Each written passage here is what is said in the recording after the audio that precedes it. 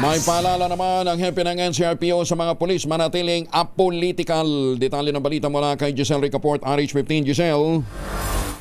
Kuyang Angel, pinaalalahanan ni NCRPO Director Brigadier General Anthony Abirin ng mga pulis na manatiling apolitical, lalo ngayong malapit na ang 2025 midterm election.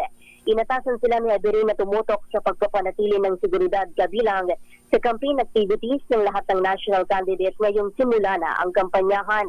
Sinabi pa ng NCRPO Chief na mula na magsimula ang election period noong Enero 11, may 2,300 PNP personnel ang nagka-deploy araw-araw sa mga COMELEC checkpoint. Ipinagputos din ni Abirin na kasabay nito palakasin ng police visibility at community engagement, palakasin ng counterintelligence, case build-up at operasyon laban sa iligal na droga at pagsusugal. Pinasisiguro rin nga ang striktong pagsunod sa proseso at batas sa pagsasagawa ng mga operasyon.